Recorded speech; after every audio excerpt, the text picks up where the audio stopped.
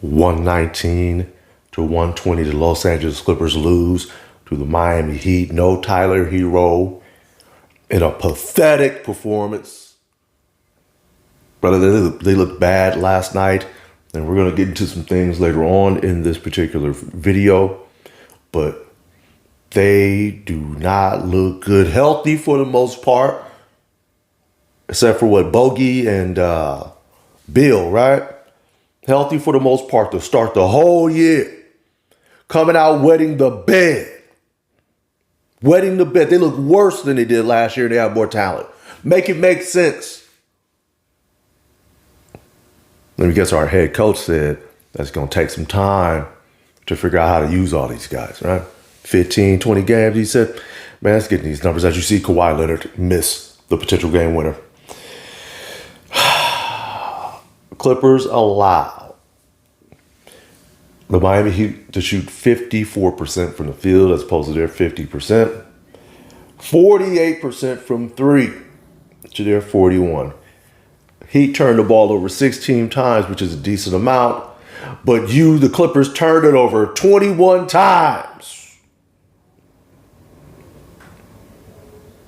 That's your ball game right there. 21 turnovers. I can promise you, I don't know the exact number off the top of my head. Let me see what the points off turnovers are. You gave up, as we see here, 37 points off turnovers, as opposed to their 25. You lost by 1 point. That's your ball game. Take care of the basketball. It's supposed to be a veteran team. But I have an idea as to why they turn the ball over as much as they do, and we're going to get into it. The Miami Heat, because of course we always start off with the bad guys. 32 minutes for Andrew Wiggins, 17 points, 2 rebounds, 2 assists, and steal a block. 7-12 from the field. Good game for him. Bam Adebayo, 25 points, 10 rebounds, 4 assists, 2 steals for him. Good game for him, finding his spots, working in the mid-range. Think he made it. Did he make a 3? I think he did. Made a couple threes, yeah. So he was flowing pretty well. Norman Powell in his revenge game, 21 points in 28 minutes, 2 rebounds, 2 assists, 1 steal, 5 turnovers. Those like he must have thought he was playing with us still. 6 of 10 from the field, 2 out of 3 from 3-point land. Davion Mitchell, who was phenomenal defensively. 34 minutes, he had 8 points, 2 rebounds, 5 rebounds, 9 assists, 3 steals, no turnovers. A 9-0 assist to turnover ratio. Taking care of the basketball, unlike the guy playing point guard for us. Larson, 24 minutes, 7 points, 1 rebound, 3 assists, 3 steals, 1 turnover. Fontecchio, 11 points in 17 minutes, 1 rebound, 1 steal, 3 turnovers though. Jaime Jaquez returning home, 6 points in 26 minutes, 6 rebounds, 5 assists, 1 steal. Nikola Jovic, 7 points in 18 minutes, 4 rebounds, 4 assists for him. Khalil Ware, 18 minutes, 16 points, 5 rebounds, 2 blocks for him. Solid performance for him. And Drew Smith, 2 points, 14 minutes. Now let's get to these guys here. Now we talk about James Harden all the time, and we're going to get into it again here in a second. But let me get through everybody else's numbers. Kawhi Leonard, 27 points in 37 minutes, 4 rebounds, 4 assists, 4 steals, 2 blocks, 2 turnovers. He was very active defensively, Kawhi was. Very active. Hands all over the place. He could have had more than 4 steals. Derrick Jones, another solid performance for him. 12 points in 27 minutes, 3 rebounds, 1 steal, 1 block. Ivica Zubac, in 33 minutes, he had 9 points, 18 rebounds, 3 assists, 3 blocks. 3 assists, 1 steal, 1 block, 3 turnovers. So too many turnovers. But only 9 shots. We're not feeding the big man. James Harden, 29 points in 39 minutes, 7 rebounds, 8 assists, 1 steal, 7 turnovers. And then he was just throwing some nonsense, man. Throwing cross-court passes that get intercepted. Behind the back passes that didn't make any sense at all. Pathetic performance for James Harden. Pathetic. Bradley Beal had 12 points in 20 minutes, 5 of 8 from the field, 1 rebound, 2 assists, 1 steal, 3 turnovers for him as well. But he was 5 of 8 from the field, 2 of 4 from 3. Best game he's had since joining the Clippers. Nicholas Batum, nothing in 7 minutes for him. John Collins, 12 points in 25 minutes, 3 rebounds, 5 of 11 from the field for him, hit a couple threes. Brook Lopez, 5 points in 15 minutes, 1 rebound, 1 steal. Brook Lopez, it's obvious they want him to shoot threes. He's shooting way too many threes. This is a guy who can score in the low post, and you're not giving him any touches in the paint. Let him see the ball go in a couple times before he starts chucking threes all night, Tyronn Lue.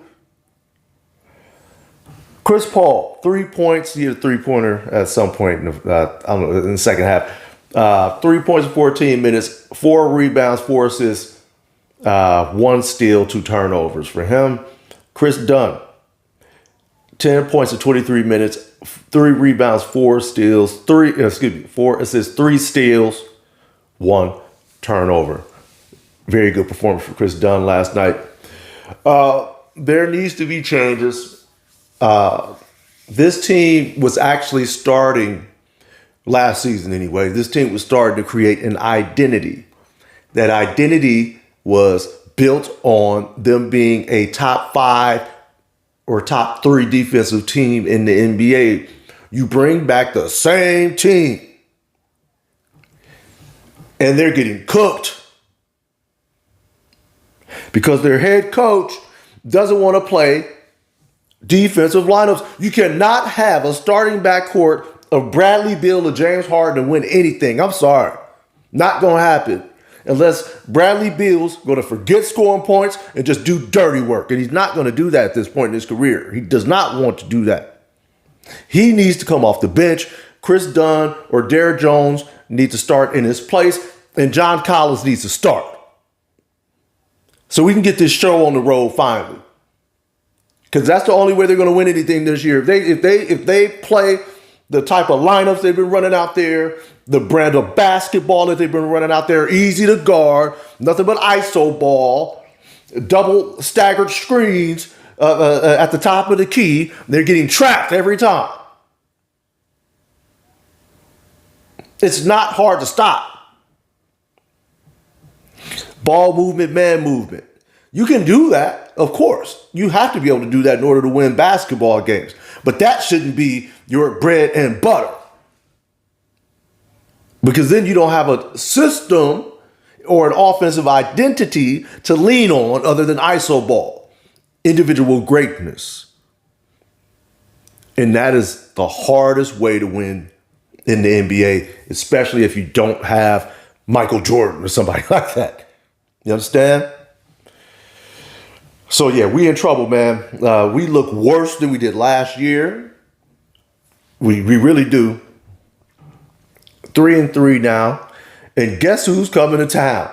The Oklahoma City Thunder. Tonight, the Thunder have a 65% chance of victory, according to ESPN Matchup Predictor. And they right now are a 8.5 point favorite. They basically, Vegas is saying we're going to get blown out tonight.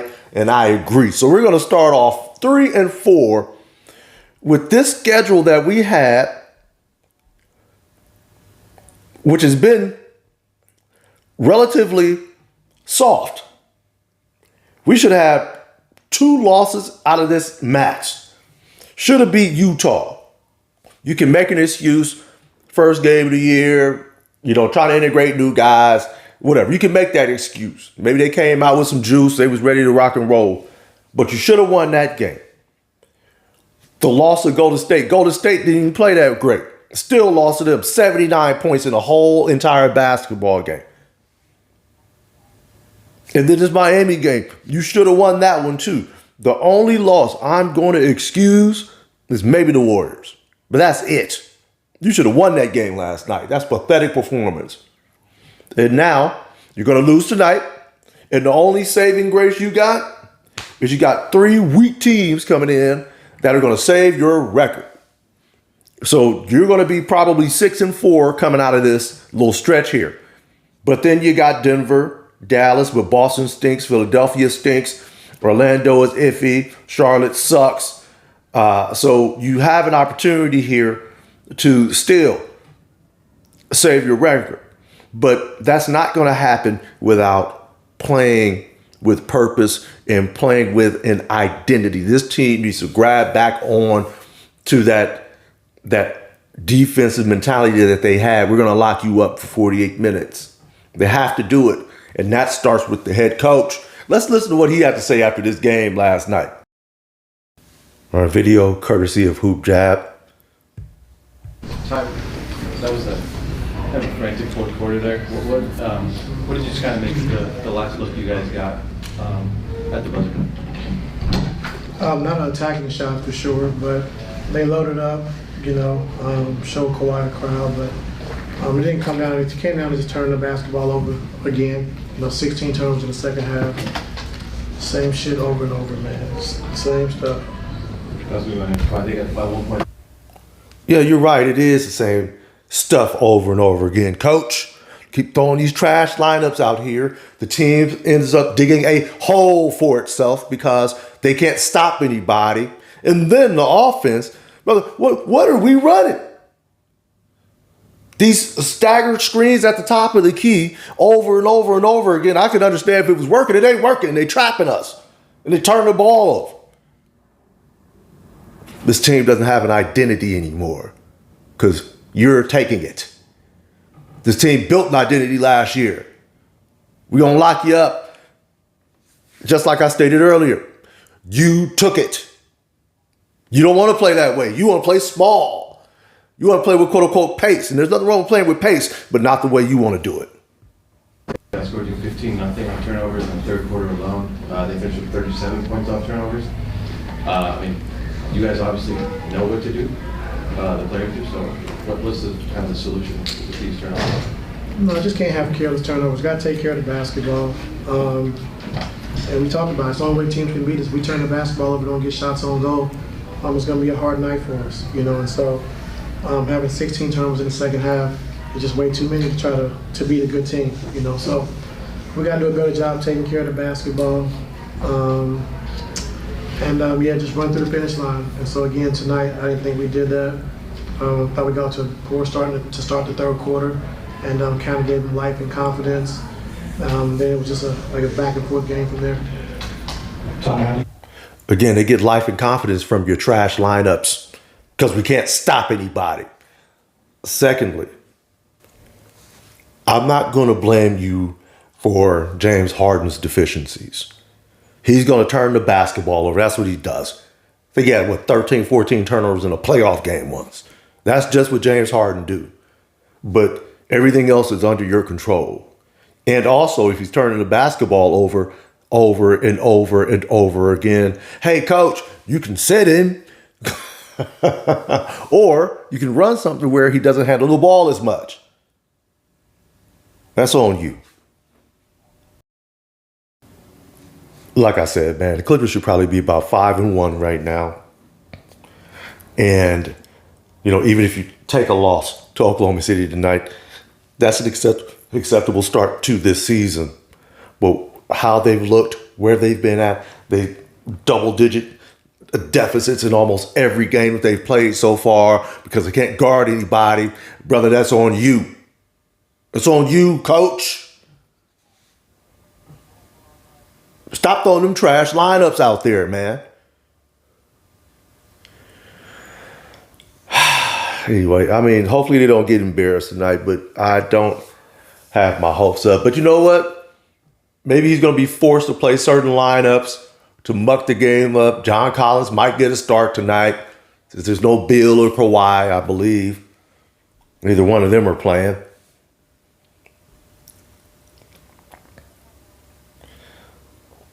Yeah, no Bill or Kawhi tonight. So yeah, we may be forced to play certain lineups that he wouldn't typically play, which actually may work to our benefit as opposed to our detriment. Let me know what y'all think. Hit the like and subscribe button. Like I said, I'm gonna be covering the Clippers until they don't exist no more. So let me know what you think. Hit the like, subscribe. I'm going to make another video. I'm going to make a separate video about Tyronn Lue, especially after we get blown out tonight. Till next time, I'm out.